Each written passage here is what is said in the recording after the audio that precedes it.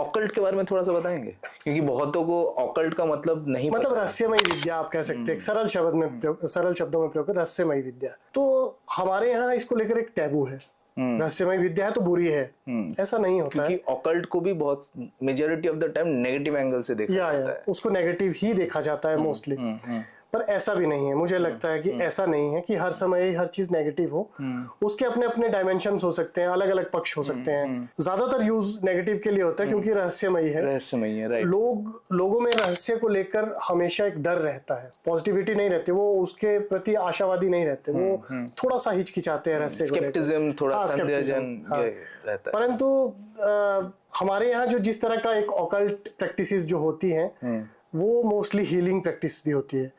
Western उसमें भी healing practice बहुत ज़्यादा होती है, ऐसा नहीं है। वेस्टर्न ऑकल्ट में भी जहाँ तक मैं पढ़ पाया हूँ अभी तक, मेरी उतनी जानकारी नहीं है, अपनी जानकारी बढ़ाने हेतु मैं वो पढ़ता हूँ, बहुत ज़्यादा मैं एक्सपर्ट नहीं हूँ इसका।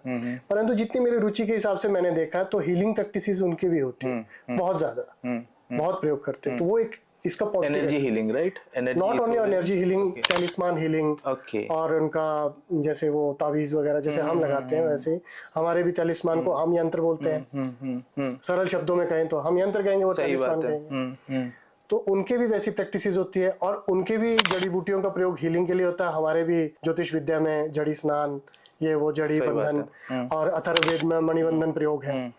तो 18 मणिबंधन प्रयोग है अथर्ववेद में, सही बात। वो भी वनस्पति का रिलेशन है। तो बहुत सी चीजें हैं, अब इसके पॉजिटिव नेगेटिव सब तरफ है, परंतु हम तो वहां से आप पढ़ना स्टार्ट किए, उसको लिखे। मैं गहराई में चला गया बहुत ज्यादा, एकदम। मैं पूछा भी हूँ मुझे भी जानने को मिला, एंड इसका एक पर्सपेक्टिव समझने को मिला जी। कि इससे पहले मैं कभी किसी एक दोस्त के साथ विदेश में बातचीत करते करते मैं कोई टर्म के जगह मैं ऑकल्ट टर्म यूज किया था कोई एक रेफरेंस में। तो उन्होंने बताया मुझे, she is a mentor of mine also, कि ऑकल्ट मत यूज करो, occult is not a right term, and ये थोड़ा नेगेटिव हो जाता है। तो इसलिए जब आपने बोला ऑकल्ट, तो मैं इसको एंगल समझने के लिए कि ऑकल्ट, हाँ, बट ये बात भी सच है कि हाँ बहुत सारा टाइप ऑफ प्रैक्टिसेस है जिसमें चीजें हैं, और थोड़ा लोग उसके स्केप्टिज्म के एंगल से देखते हैं। इसमें प्लस माइनस सभी है। उन्होंने बेहतर बात कही जो अभी जिन्होंने भी आपको कहा कि ये नेगेटिव, क्योंकि जनरलाइज व्यू इसका नेगेटिव ही है। परंतु हम जब यही चीज, पता क्या है, हमारा ऑकल्ट की जब हम बात करते हैं, मतलब इसी की तरह की एक फीलिंग ना